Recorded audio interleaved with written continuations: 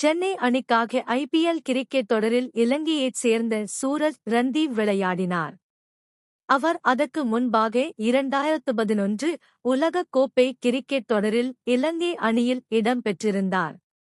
சர்வதேச போட்டிகளில் இருந்து ஓய்வு பெற்ற அவர் சென்னை அணிக்காக தோனியின் தலைமையின் கீழ் விளையாடினார்.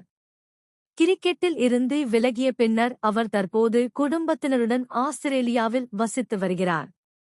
அங்கு ஆஸ்திரேலிய கிரிக்கெட் அணிக்கு தற்காலிக நெட் பாலராக சிறிது காலம் பணியாற்றினார். இலங்கை அணிக்காக அவர் அனைத்து விதமான போட்டிகளிலும் அவர் பங்கெடுத்துள்ளார்.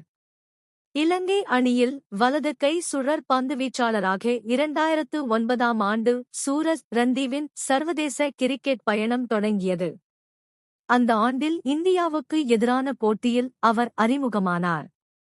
இதேபோன்று டெஸ்ட் மற்றும் டி20 கிரிக்கெட் போட்டிகளிலும் இலங்கை அணிக்காக விளையாடி உள்ளார்.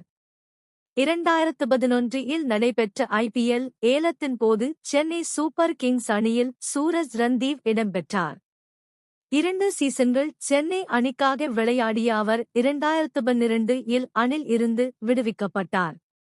31 ஒருநாள் போட்டிகள், 12 டெஸ்ட் போட்டிகள் மற்றும் 7 டி20 கிரிக்கெட் போட்டிகளில் விளையாடியுள்ள சூரஜ் ரந்தீவ் மொத்தமாக 85 சர்வதேச விக்கெட்டுகளை கைப்பற்றியுள்ளார்.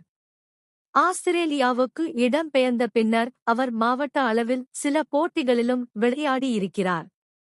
இந்த நிலையில் தனது கிரிக்கெட் கெரியரிலிருந்து ஒட்டுமொத்தமாக விலகி பேருந்து ஓட்டுநராக இப்போது அவர் பணியாற்றி வருகிறார். இது தொடர்பான சில புகைப்படங்கள் இணையத்தில் வைரலாக பரவியது.